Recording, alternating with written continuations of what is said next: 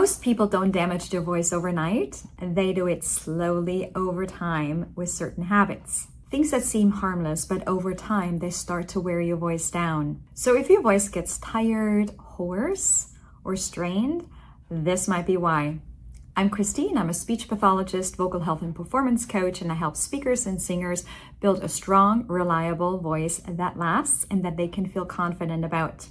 And if that's something you need, hit subscribe. A lot of people think voice problems come from talking too much or having a weak voice, but most of the time it's how the voice is being used. And small habits repeated over time is what cause bigger problems down the road. Habit number 1, throat clearing. This is one of the biggest ones. It feels like you're clearing your throat, but what you're actually doing, you're creating more irritation on the vocal folds. Vocal folds need to vibrate, and when we're clearing the throat, we're basically rubbing them forcefully together, and that creates irritation, which can make the voice worse. So instead of clearing your throat, swallow.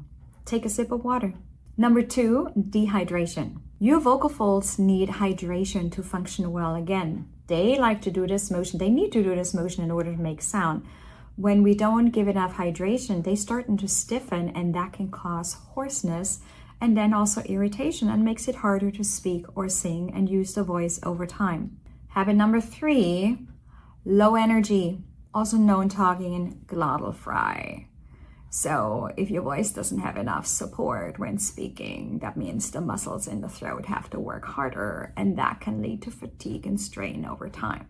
So where the voice is placed and how much breath we use really matters when we use the voice a lot. Habit number 4, shouting or talking over noise. This is a very big one, very common one amongst professionals. If they are in meetings and they have to project, or for singers, they need to perform, but their mic is not fully supporting them, so they push harder. Or if you go to a noisy restaurant, you want to have a conversation, but there's a lot of background noise, you pushing your voice through it, that can lead to a lot of strain. Number 5, extended talking or singing without breaks.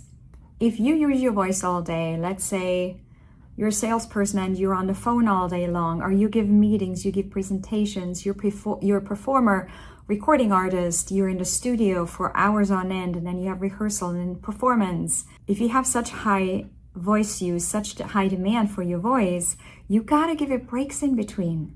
I'm not saying you gotta rest your voice in order to use it the next day, but you gotta give it a little break in between. Just like when your body gets tired, guess what? You're gonna rest for a bit and then you get your energy back, and the same for the voice. Your voice needs a little rest in between. None of these habits seem like a big deal, but they do add up over time. And that's what can lead to vocal fatigue, hoarseness, or strain. The good news is, this is not long-term vocal damage. These are just patterns that are not serving your voice currently, and these patterns can be changed. And that's the good news. If you've noticed yourself in some of these patterns and your voice is a little tired or strained or unreliable, I put together a vocal rescue guide that walks you through all the steps on what to do and how to prevent vocal damage. I'll drop the link below. And if your voice feels tired, strained, you're losing your voice, don't ignore it. And it's also not something you can fix by guessing. And that's what I help people with.